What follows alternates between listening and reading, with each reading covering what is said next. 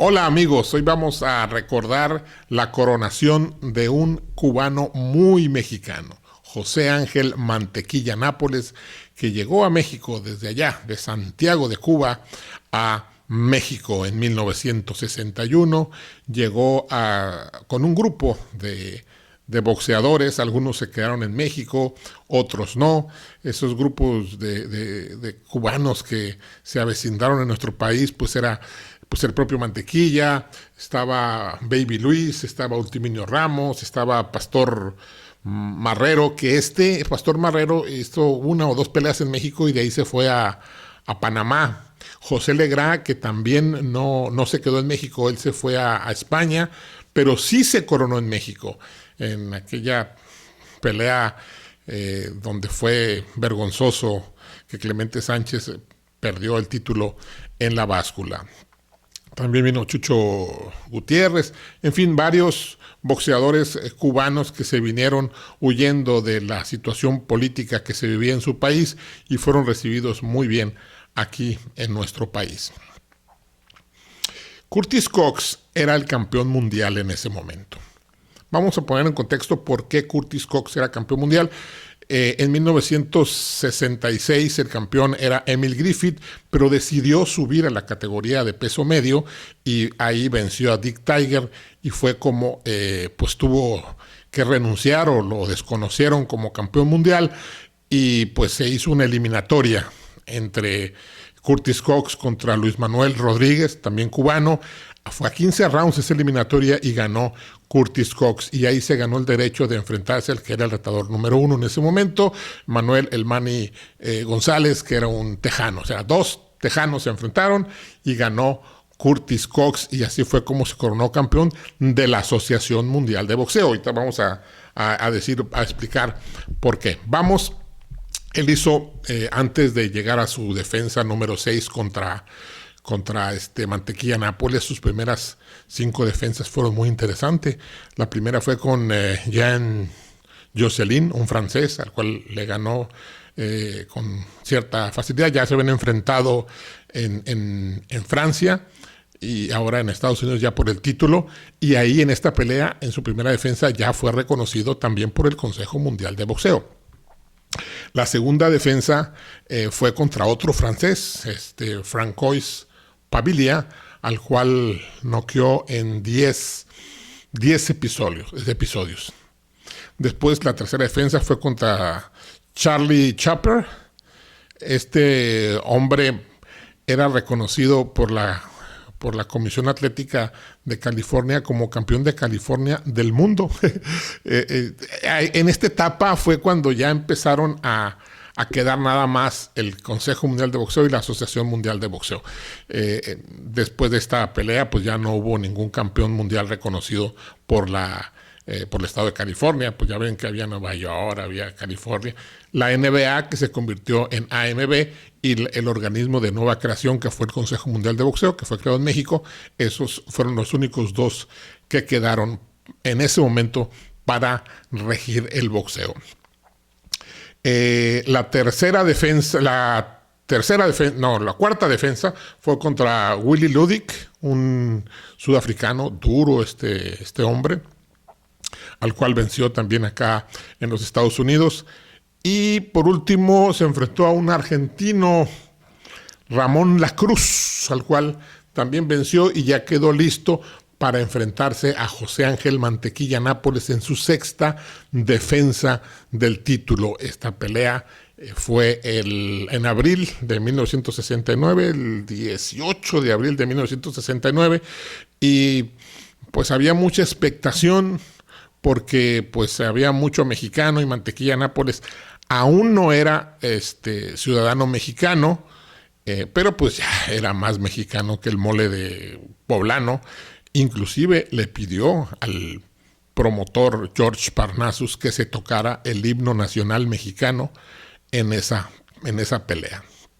Él quería convertirse en el cuarto boxeador nacido en Cuba en ostentar el campeonato mundial de peso welter. El primero había sido Kid Gavilán, el segundo Penny Kid Pared y el tercero Luis Manuel Rodríguez, al cual había vencido en pelea eliminatoria Curtis Cox. Las apuestas para la pelea se iniciaron en Texas 10-6 y al momento del día de la pelea estaban ya 18, todas para Curtis Cox, a favor de Curtis Cox, que tenía 32 años contra 29 años de Mantequilla Nápoles. Mantequilla Nápoles estaba garantizándose una bolsa de $20,000 y a Curtis Cox $80,000. Curtis Cox había pesado 66 kilos y Mantequilla Nápoles muy abajo, 64,900, casi 65 kilos.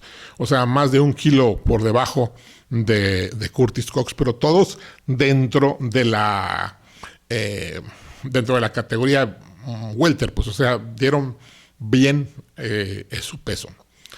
El referee era un exboxeador, George Zlatka. Los jueces, Joe Olmos, este hombre que hablaba bien español, y John Thomas. Eran 2 jueces porque en aquel tiempo el referee también llevaba la contabilidad. El caso es que el pesaje se llevó el día de la pelea a las 11 de la mañana en el Hotel Alejandría de ahí, de Los Ángeles, California. ¿Qué fue lo que pasó? Que ahí ambos dieron el peso, pero les dieron un saloncito que estaba prácticamente en desuso. Si ustedes lo veían, estaba todo despintado, un poquito abandonado, ahí donde ellos hacían sus movimientos para entrenar, técnicos, ejercicios. Y ese saloncito había sido donde habían participado algunas películas del cine mudo y había sido donde pues había bailes y fiestas para los estrellas y galanes del cine mudo, y porque ese Hotel Alejandría es viejísimo. Ese hotel se inauguró la construcción por allá por 1906 más o menos, ¿no? Entonces ahí fue, en ese bonito hotel, que hasta ciertos años de la mitad del siglo pasado era de los más elegantes de ahí de California, hasta que empezaron obviamente a llegar los hoteles ya nuevos. Entonces, la pelea pues se inició con dominio siempre de Mantequilla Nápoles, siempre fue dominando la pelea. Todos y cada uno de los rounds los iba ganando. Hubo episodios en que Curtis Cox apretaba un poquito, pero al final no le alcanzaba para ganar los episodios. Era muy bueno para pelear en reversa y podía contragolpear en ocasiones a Mantequilla Nápoles, pero no era suficiente, lo abrumaba. Para el sexto round ya traía una cortada, ya traía mucha sangre de la nariz. Y bueno, para el round número 13 ya pues parecía monstruo realmente Curtis Cox. Lo llevaron en ese round número 13 con el doctor, el legendario doctor de ahí de la Comisión Atlética de California, Bernard Schwartz, y lo dejó seguir peleando. Cuando termina ese episodio, fue el referee George Zlatka y le preguntó al manager de Curtis Cox que si debería seguir peleando, porque realmente estaba recibiendo mucho castigo. El entrenador de Curtis Cox era Doug Lord. Doug Lord era el entrenador de él, y ahí le dijo, no, ya no vamos a salir al 14º episodio.